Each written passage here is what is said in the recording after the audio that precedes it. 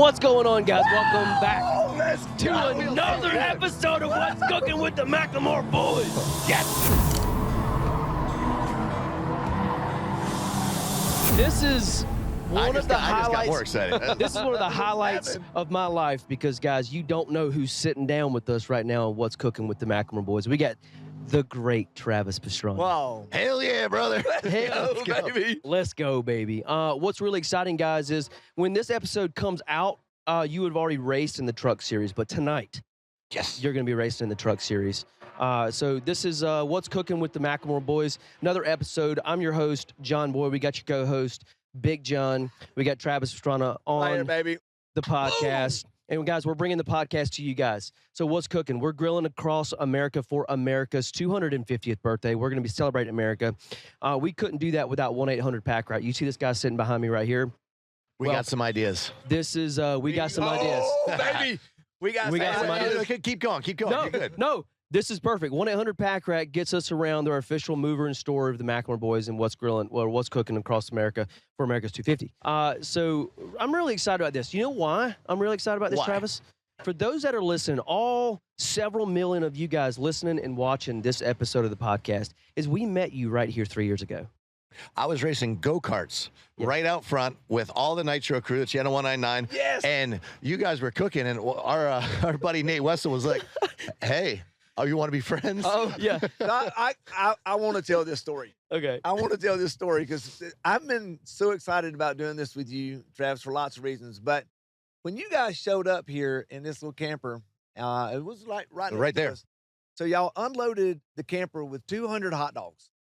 There were no buns. I said 1,000 last night. Thousands sounds better. It was at least 200. It was a lot. Okay. It was a lot. Like a 200 a night that we had. It was fantastic. You had no hot dog buns. You had no mustard, no ketchup, no condiments, no grill, nothing.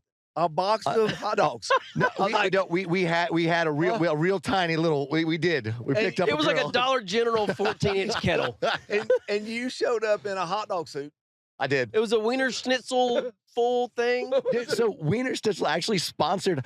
I was like, I'm like 20 grand short and probably a lot more after you count all the damages that are going to come out of this. My wife's like, you really, why are you racing NASCAR? I'm like, because it's fun. And then you're like, all your friends are going down. You know, so I call Wiener Schnitzel. I'm like, I might need a little bit of a check and a bunch of hot dogs because we don't have, like, we're going to eat only hot dogs. And then thank God you got So we got the hot dogs and we're like, okay, don't go to Walmart and buy a grill. We got the grill. We got you covered. Y'all went to practice and y'all said, we're going to be back at like 6 o'clock. Y'all didn't think- get back at 6. You got back at like 9. Well, it was a rain delay. It wasn't raining. So we put the hot dogs on. I'm not kidding. This is in our cookbook, the story about this recipe, which is what we have fun about. We just develop new recipes. So we put the hot dogs on the smoker. We smoked them for like 2 hours at a low temperature. We kept turning it down. And then y'all showed up and we're like, okay, we're going to turn this into like the appetizer that everybody's going to want. So we cut them into little bite size, season them up with some barbecue seasoning, hot sauce. I mean, you ever seen a Wiener Schnitzel That's hot it, dog right look there. that good? Burnt tips ain't got nothing Burn on in. it. Tell me Hot if you dog can see bites. it. Made the cookbook. What? This way? Oh my gosh. Then we raced the little go-karts.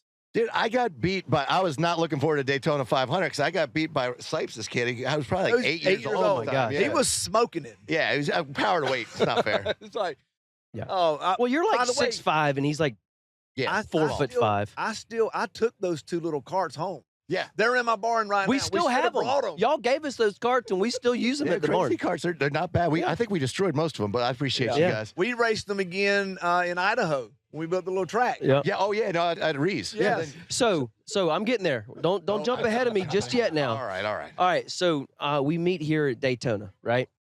And Best not kidding. neighbors I could ever imagine. It was Not kidding, guys. fantastic. 200 hot dogs. We cook them 200 hot dogs. He makes the cookbook. We were in the middle of like trying to decide if we're going to do a cookbook. And we're like, all right, I guess we're doing a cookbook now that we You're told welcome. Travis he's going to be in the book. So we cook you guys some hot dogs, and then you go on to place 11th, in the Daytona 500. which would have been good if I didn't take out my teammate and my team owner in the last lap because I didn't get invited back. But we were racing trucks again. Sorry, I should have left that part out. Yeah, he did good. There's a good chance he won't be racing trucks next year. Well- Bro. Somebody's going to be taken out. Oh, come on now. Well, in fairness, there was like 3 wrecks. They did like 2 or 3 green-white checkers that year. And it was funny because we're watching. We were rooting so hard for you. I appreciate it. And I remember because you were like, "Look, man, it's like this is a big deal. It's there was a lifelong dream of yours to race in the Daytona 500." Huge. And at the end of the day, it just no one. I mean, I'm not a payment guy. I'm not a rear-wheel drive guy. There was no guarantee that I was even going to qualify. And it was so I was like, I'm coming down. I'm racing the modifieds all week, dirt track, and we won a Gator, like prove to the kind of the local or the grassroots guys that I was, kind of trying to earn my way in here. I'm like, I'm not just a YouTuber. I'm a professional racer. I've come from motocross, anyway, and rally and all the other stuff. So we come here and I'm like, all right, this budget is absurd. So I just had to pull in all my friends, all my buddies and all the guys that I tried to, that might or might not have owed me a favor along the way. And we're like, okay, we're still a little bit short, but you know what 11th place pays at Daytona 500? What? $530,000. Let's go, baby! I didn't know that. I made like $10,000 on the trip. It was fantastic. Let's go! Daytona 500. Well, what was awesome is you were Stayed under budget. You were like, I just want to be on the final lap. That's my goal, right? Because it's easy to get caught up in something at some point. So at the end of the day, and I hate to go back too much to talk racing. I know this is not really a racing podcast, but I was trying to find anything you want it to be. Yeah. Okay. That's that scary thought. So I started talking to Denny Hamlin, and he's like, look, if you stay out of trouble, you don't mess up the pitch, you stay in the back, you watch out for what's going wrong. You gotta stay on the draft. They're gonna be trying to throw you off. And I had no idea. From lap 1, they're trying to get rid of me. Get rid of this guy with the yellow stripe on the back of his car. Rookie. We don't want to see him anywhere near us.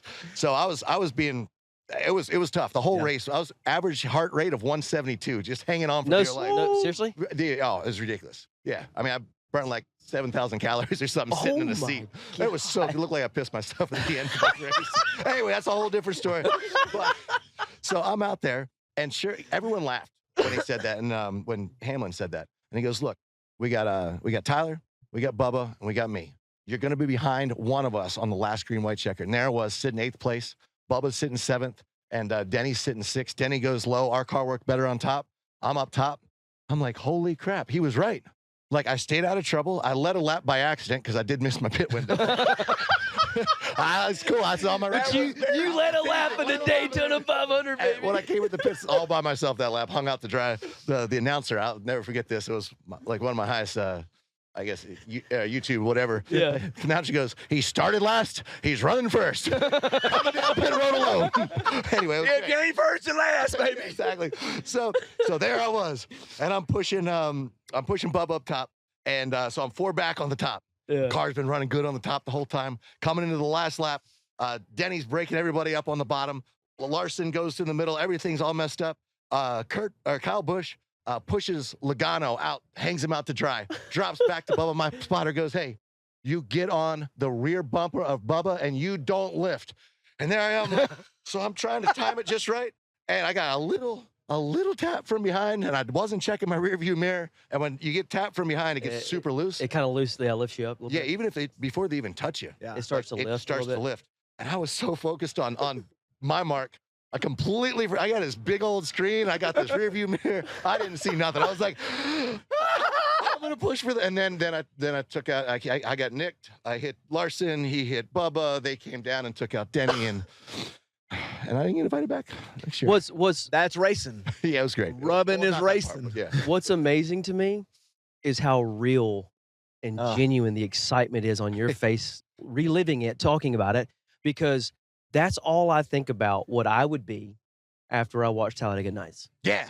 Yeah. I want to go fast. Yeah, baby, I want to go fast. Oh, this isn't good. Flying through the air. I'm flying through the air. Well, dude, what's crazy is your life of racing, right? From motocross to rally to everything. To pit bike racing with you guys. To pit bike racing. Some of the most entertaining pit bike racers you've ever seen in your life. You heard it right here, baby. Well, I didn't say good. I said entertaining. Fantastic. Hey, we came home in one piece. It was good. Yeah, We came home in one piece, and it was a lot of fun. Yes. So we hang out at Daytona, right? It was awesome to get to meet you guys, and I stayed in contact with Nate. Then I stayed in contact with Ree. Ree and I became really dear friends after my that. co-driver for rally was down here as well. Her dad came over. Oh my Never gosh. come to a rally that I've been to. He comes over for the Daytona 500. An Australian. I was like, An "This is awesome." Australian. We hung out. We ate. We talked politics. We talked racing. A lifelong of racing. Her and Alex, and hearing the stories between Ree and Alex.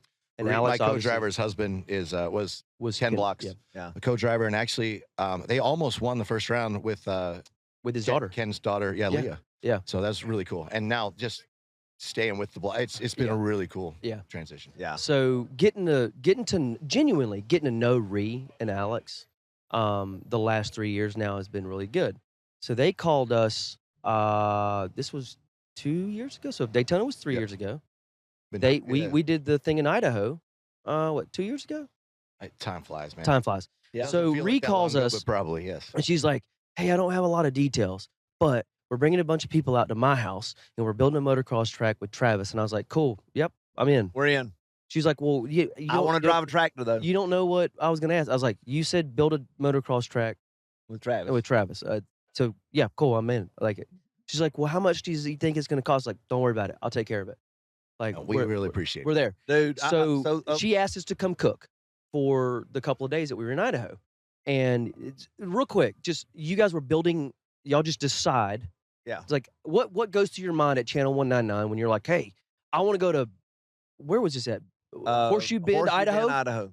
And you're like, I want to build a motocross track on the top of a mountain and jump side by side Can-Ams and hang out. What makes you think of this? What went through my head was that during COVID, Ree was like, man, there's so many kids and people that are in our neighborhood that ride dirt bikes. Yeah. And like, we have hills, but we don't really have a place for them to ride. And she's like, I have a great, like, I think we got a great, like, kind of flat area and whatever. We get some hills, whatever you guys think. And I told her, I was like, Ree, I'll come out there and I will personally build you a course. And she was working with Kubota at the time. Yeah. And about a year or two went by, and she's like, so I thought you were a man of your word. I'm like, Ree, I am. And then I said, okay, let's figure this out. If I'm going to spend, 5 days away from my family, which we got a lot of stuff going on. Let's try to make it so it's something that we can use for it's the worth YouTube. it, Yeah, no, it's worth it for everything. But it made sense. And when you guys came out, and then Ree got Bish's RV involved, and everyone came out in campers, so it kept the budget down. And then we brought so many of our friends, and Dusty Weigel and all these guys jumping. And we brought side-by-sides, and Can-Am got involved. The crazy carts, like, Ree went all out. Like, we had those guns that were shoot the little gel blaster Oh, things. gel blasters were the worst possible idea, but they were fantastic. Gel blasters and crazy carts. There was so we had like 2 crates or 2 pallets of Black Rifle coffee. Yes. We had like a pallet of Mount Olive pickles. We had a crap ton of bread and Masterbuilt.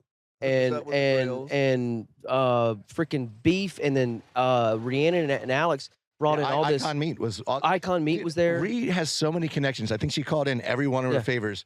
And I went out there. I didn't know how big it was going to be in the whole town, the whole community. And they still, like, it's cool because a lot of the kids that are in that area, they still come out and they're just always shoveling and always working on those tracks, even when Ree's gone. Was so fun to get to build that and hang out with you guys. And then you sit me in the side of it. Yes. And side by side. Can-Am. And we jumped the mountain. While we're trying to figure out how to jump the mountain, I remember sitting next to you, and you're like, "Yeah, I'm pretty sure we can do that." I don't know how far the jump was. It was like it was a big hill, but I put a jump. So I took the skid steer, the Kubota skid steer up the hill, and I think everyone was filming down the bottom. I didn't realize how steep it was. And that front's coming up, so I'm backing up, and then it's stuck, and then I'm like. And Tara Geiger was down there, and she's filming the whole thing. She's like, he's going to tumble all the way down that hill. I hope that roll cage works. I do remember looking up at one point, and you went all the way to the top of the mountain on that thing. Yeah. Just, it worked. And I just wanted to put just a little lip. I didn't want to tear up the grass too bad. I didn't want to make a road. Just put a little lip. And that lip, I bet there's a couple times we went over 200 feet. Oh, yeah. Might have been with you. Well, we ended up hanging out there. On the last day, there was 250 people that came from the local community? Yeah, I think you did a signing. We did a signing in the local community. In the local community, so it was great for the local community. It was awesome to go out there. But moral of the story is Rhiannon, your co-driver, and Alex, they had us out to their place, right? We had a great time. But getting to hang out with you guys off camera. That was awesome. One of the I genuinely mean this. One of the highlights of my life and my career so far is getting to do the things that we do is just like pinch yourself. We always talk about what's the pinch yourself moment, right? And getting to play cornhole. I genuinely mean this. Like riding dirt bikes on that cool track was cool. Getting to cook hot dogs, all that stuff's cool. But like just getting to chill for a minute outside of the craziness, and we smoked y'all ass. I tried to block that out of my memory, but the second you brought up cornhole, I'm like, he's going to mention that. I remember talking to I Bree. thought that was pretty good. Maybe we didn't have enough to drink. Yeah. I remember telling Bree after this. She was like, "How'd it go?" I was like, "All I can say is I beat Travis Pastrana in something in cornhole." Now you did. And she was like, "What? You did what?" I was like, "Well, it was cornhole." She was like, "Babe, really?" I was like, "Don't take it away from me." Just you beat him in something. Bree doesn't understand my competitiveness and how much. Like she's like, it was ping pong, or it was. I'm like, Cora.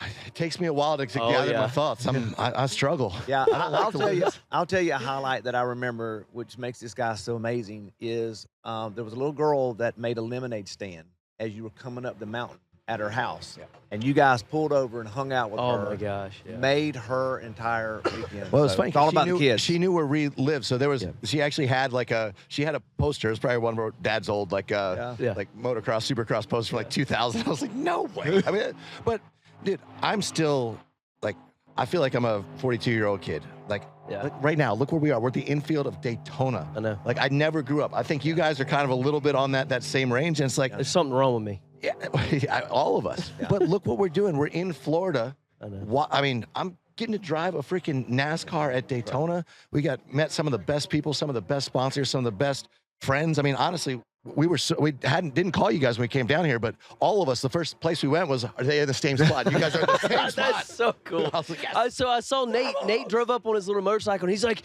"Yes, you're here." And I was like, "Oh my gosh, dude, where y'all at?" So we connected, and then y'all came by last night. I'm gonna bring up the Tomahawk. Oh yeah. So we on the Gather Grill that you see here, actually, we have a bigger one that was sitting over here, right off camera. And Dark Side of the Grill, Mel, he's gonna be on the podcast here in a little bit. He's got his phone going. He's recording us right now. Mel's like, "Man, what if we hung a 7-bone-in Tomahawk? I could call my guy." Literally, and this is how the barbecue world works. I know you guys work the same way, where you're like, "Hey, I know a guy that I think lives about 30 minutes from here. He sells a bunch of meat. You want a 7-bone-in Tomahawk?" Literally, this was yesterday morning. Yeah, we didn't have that thing yesterday morning. Oh, God bless you. And he's like, "Yeah, I know a guy. He's gonna bring me one." He met him out of the side of the track and handed him that 7-bone-in Tomahawk. No, they made their way in with no parking pass and no credentials. And I was like, "Neil, how did he get in?" He's like, "How did I get in?" So they just figure out ways to get the stuff here. So kind of that same point. Everyone, they say it's not, what you know. It's who you know. Who you know. But the interesting part is it's not coming from places like the people that I've met that have helped me the most have not been in. They've been the people in the room that no one else was necessarily paying attention to. Or it's amazing. It's just the people like you guys that are just genuinely out here for the love of just of what we do. Yeah, putting smiles on people's faces, having everyone enjoy the meet and enjoy the good times. Dude, it's cool. Yeah, I feel like what your craft is, and I feel like you'll appreciate this, because a lot of people know us. Let me ask you this: what would you say is what do people think of when they think of Travis Pastrana? Like, what comes to mind? Just probably crashing, motocross, craziness, right? Right? Guy. Yeah. Well, that's your vessel, right? And I would say the same for us is barbecue. People think of us as food, barbecue, or master built, whatever. But at the end of the day, that's not actually what we do. My goal is to make you feel good. Hell yeah. My goal, and we do that through telling stories and connecting with people. Yeah. Food is a vessel. It gives us purpose, right? What you do, all the craziness and things, but at the end of the day, what you do is you make people go, hell yeah. Yeah. You make people feel good, and I feel like that's indicative of who you are, but your success as well. No, I appreciate it. No, I stopped. So NASCAR is never, I'm not good at pavement. I'm not good at rear-wheel drive, yet somehow here we are because you got Brunt Boots was like, hey, they've been helping us out. So I met him here, actually, and it was funny because Hubert Rowland had a set of Brunt Boots on. Yep. And the owner was like, no, because it was still a newer company, but Hubert, everyone's favorite redneck. He was Yeah. And they started talking to us because Hubert had the boots on. Yeah. And they started helping us and sending us down welders to help Nate, and come over Steve and all the crew. Yeah. Just really like helping us do what we do. Yeah. And then they were like, hey, we want to go race NASCAR again. I'm like, dude, I'm not that good at NASCAR. Like, I love it. Like, Yeah. they're like, well, we want to go to Daytona. We'll sponsor the truck as long as it gives us like how I do on the track. Like, I want to win. Like, Oh, they sure. wanna win. You're gonna, Like, yeah, of you're not gonna course. do it and not win. Yeah. But yeah, exactly. Everyone, Everyone- that's what you don't line up on the starting line unless you think you can win the damn race. That's right. I mean, you try to keep that inside. Sure. Yeah. Sure. But anyway, so,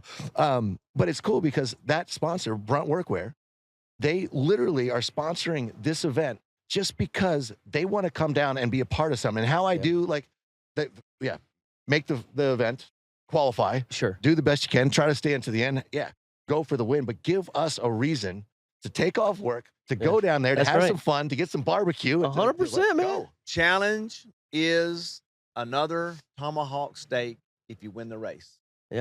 I'm winning. You watch this right now. We'll get you. I'll give you one anyway, but you need to win the Hey, freaking race. and baby. win- Tell me that. When you win, we're gonna bring the tomahawk to victory lane. Oh. Is that even possible? Could you do that? Oh, yeah, we'll Don't get it challenge. in. Don't challenge him Yeah. to something that we shouldn't do. We'll get it in. That's right, Mel. Mel, will Hey, get it in. Mel will get it in. So I was talking. And what's really cool right now about this, the whole truck series. Yeah. And you got to have friends. And it's only every other race, the short tracks and the mile and a half. It's all on talent. Like you know. And here still, everyone's going to go their own way, whatever they think is going to be the best for them. Obviously, everyone's selfish. Everyone wants to win. Yeah. But here, I've got a bunch of people like Tony Stewart. Yep. And we've been talking. He's like, dude, I'm going to go Oh. play around up front. He goes, I'm coming back. Let's shake and bake. Let's see if it works. Let's see if our trucks work together. See if, we get comfortable. We got Cletus McFarland. Yeah. Who's honestly everybody. And we got Stenhouse on the team. Now, Stenhouse, when I took out the rest of the field on Daytona, he won that Daytona 500. So I'm like, technically, you owe me because you were kind of getting hung out to dry. So, but we've got this great team of people and a whole bunch of people that are jumping in for this one-off race that I think are willing to take a chance. If I jump up to that third or that fourth lane and they're behind me, I think I have some really good. Now everyone's going to do the best that they can for themselves, and it's not a complete good old boy thing. For sure. But I think they see that orange Brunt Workwear car jump out, and they're going to go, "Wow, this is going to be entertaining." Let's go. So Cletus, right? I've never met him, and I did not realize. I met him the other night at qualifiers, and I did not realize he's literally like 8.5 foot tall. So he took the only adult truck in Nice Motorsports. All those other guys are jockeys. So Carson Hosever ran for Nice, so they had a truck extra big made for him. Yeah. Well, I'm in this little clown car. I'm like, I can't even get in. I'm claustrophobic, and I look over, and Cletus is 6'7", and he's getting his He's a truck. big I'm boy. like, well, why do you get the grown man truck? So Cletus is hanging out at qualifiers. Kyle Busch ends up getting pole, which was awesome. So we're going to victory lane for Kyle's pole setter, and Cletus is standing there, and I just kind of like shuffle over to him, and I look up at him. I was like, "Hey, you cook and eat barbecue?" Is all I said to him. I didn't say, "Hey, I'm John. Hey, it's good to meet you. I like watching your stuff." I don't know why I said this. I was You like, cook barbecue? "You cook barbecue?" And he's very gracious. He's like, "Yeah, I cook barbecue." I was like, "Well, next time you're hanging out with Travis, because I know you are probably hanging out with him, ask him about 2 years ago. We cooked him about 1,000 hot dogs, and just be like, yeah, those guys. I met that guy that cooked you 1,000 hot dogs at Daytona." And he looked at me. He's like, "This kid's an idiot." Like, it's the most random thing in the world. This kid's an idiot. Yeah. And he was very gracious though this time. So I don't know that he still has connected the dots that we actually know you.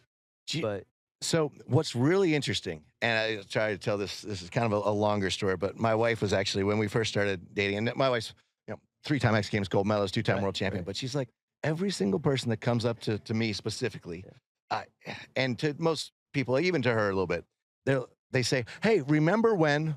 And it could be you signed an autograph for somebody 18 years ago or whatever it is. And she was laughing. And then Mick Dreamy, I forget whatever his name is from that doctor show. The ER show. Yeah. oh, who is Grey's Anatomy. All the girls are like, Patrick Dempsey. All right. So anyway, so Patrick Dempsey and I were, Lindsay comes down with me. I get the graveyard shift, the 24 hours of, I kept saying La Mullets. No, it's, 24 hours of Daytona. Oh, Le Mans? No, Daytona here. Oh, okay, yeah. And it was, 2 or 3 o'clock in the morning, whatever. And I'm sitting next to Patrick Dempsey because we're about to get in the he's getting in his car. I'm getting in my car. I don't know him from Adam. He's just a cool guy talking, shooting shit, getting ready to get in our cars. And Lindsay walks up and she's like half asleep, just trying to be the good wife. Like she's like, saw her face. She's like, remember? And her face dropped and she just walked away. I was like, what the heck just happened? And she got back. She's like, oh, I get it now. The first second I saw him, he had seen a Tony Hawk Boom Boom Hut Jam that I was skating in, and he was in the front row. And I was going to ask if he remembered seeing me skate. I was like, see, it's just so as soon as you break it back and realize that we're like every human around the world, we're all the same. It's like I know. You going, okay, you want to have something that's in common, but unfortunately, a lot of people what they think I'll remember is completely. And then every now and then they're like, remember this guy? You're like. Yeah, like that's one of my best friends. So we were talking to some folks yesterday, and I was like, hey, what do you know most about or think about? John's question a while ago. When they think of Travis, what did they think? And he's like, yeah, he's the crazy guy that jumped out of the airplane. That's funny. That's the one thing that I will say is the common theme is really, no parachute, right? Yeah, no parachute. Yeah, it was funny. Everyone, when I showed up to race the Daytona 500, I was like, who's this YouTuber doing?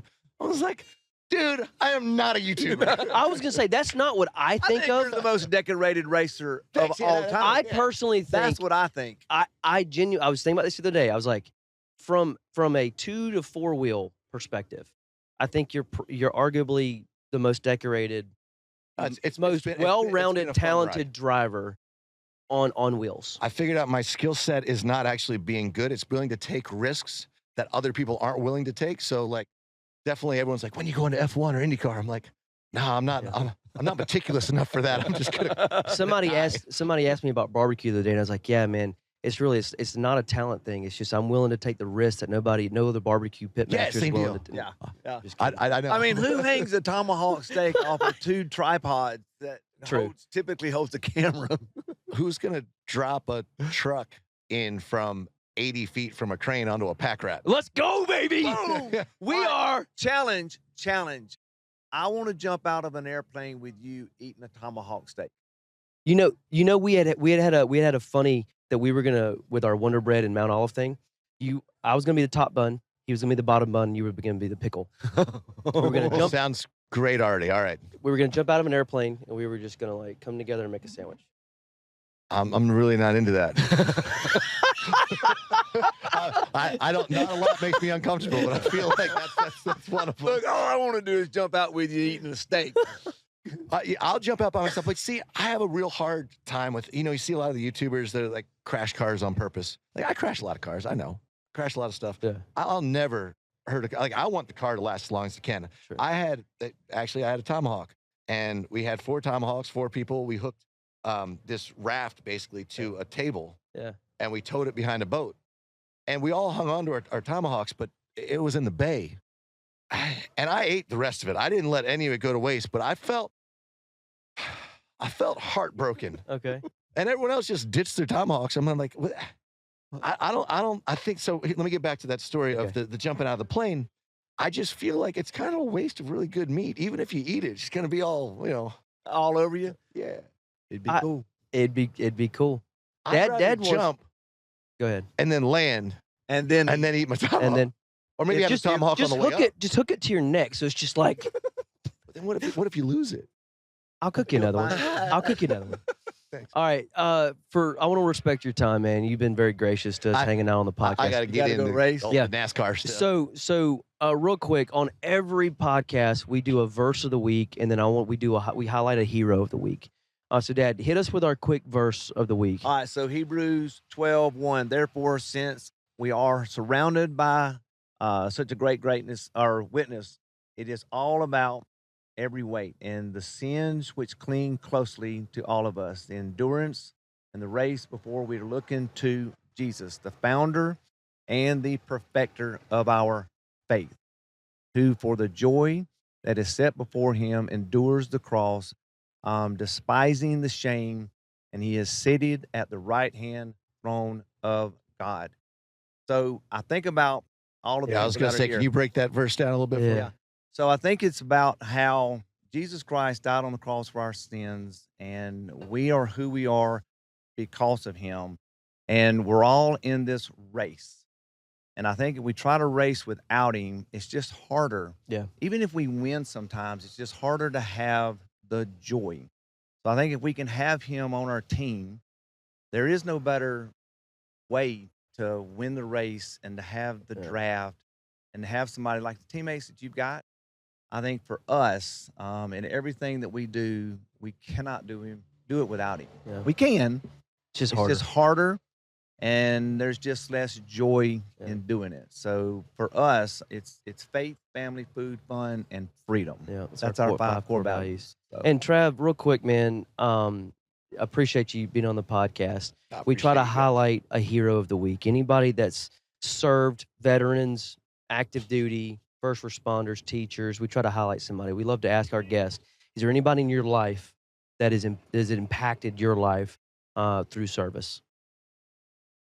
There are so many people, and I've had the honor and the privilege to work with Black Rifles. Actually, how I met the Black Rifle crew is because Walter Reed's right down the road, and my dad, being a Marine, has always tried to do what he can, whether it's dinners or stuff. And it's got bigger and bigger, and he likes over Memorial Day weekends, usually right when we kind of start getting the tracks and everything going. And he goes, it's not about celebrating; it's about remembering those, that we lost along the way, and to get this crew together that.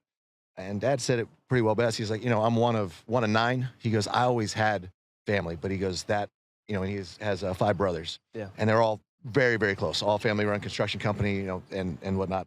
But he goes, what I've seen the most is I have so many friends that had that family in the military. And as hard as it was, as tough as it was, as bad as it was, he's over in Vietnam. Yeah. He's like, on Memorial Day, a lot of people lost their only family, their only brothers. And he goes, that's when we want to have people over. And because of all of that and how he taught me to live my life, I'd say I'd like to honor my father. That's awesome. And, What was his name? Robert Pastrana. Okay. Well, we honor you, Robert. He's not with us? He is. He is with us? Sorry. I said that the wrong way. That came out totally bad. No, you're good. I'm sorry. He came down here, and it's funny because he just decided to drive down 2 days ago. He showed up yesterday, didn't even tell me he was coming. I saw this old guy walking through. I'm like, that guy looks lost. I was like, shit, that's my dad. Robert Pastrana. That's it. Robert Pastrana, we honor you, man. We appreciate your service and sacrifice. We wouldn't live in the greatest country in the world without men like you and your sacrifice. Your son is also kind of cool. So, well, man, this has been another episode of What's Cooking with the McLemore Boys. We're here at the Daytona 500. Our guest at the table was Travis Pastrana the Great. He once jumped out of an airplane with no parachute, and he also said that the Tomahawk that he had last night was the greatest Tomahawk he's ever had in his life. It was like burnt on the outside and raw. We ate off the same side of the Tomahawk. That felt a little weird because it was at the same time. There's something going on with him wanting to like sandwich with you or spoon with you or something. I'm not sure what it's about. Tomahawk's involved. I'm all right with it. This has been another episode, man. This is Celebration Tour Stop number 7 for us. We're at the Daytona 500, grilling across America for America's 250. We couldn't do it without great partners like 1-800-PACK-ROUTE, Campers Inn, Newmar. You want to shout out Brunt? Love to shout out Brunt Workwear and Black Rifle Coffee, man. Without them, and honestly, it's cool because, like you guys, they're here because they want to be. They're here because we can bring in veterans, bring community, and actually, they are with Nice Motorsports donating $100,000. So as soon as Black Rifle said they were in, they said, okay, well, we got to, like, if we're going to go have fun, we're living the American dream. Let's give back. And they're donating $100,000 to the boot campaign. Oh, boot campaign. Shelly, we saw her last night. Yep. Joey Jones is on the board. Good friend of ours. Awesome. Gus, honestly, if you haven't checked out the boot campaign, check it out. That is such a great call out. I'm so sad I missed that earlier. Boot campaign, check them out. They're an awesome organization. Yeah. They want to help people, help us understand what it takes to walk a day in the boot. In the life of our active duty military. So we appreciate you calling that out. Boot campaign's awesome. Travis, I want you to look right in that camera right there and say, from our table to yours, God bless. From our table to yours, God bless. It's been another episode, guys. We'll see y'all next time. Daytona 500, we're out. Woo! Let's go, baby!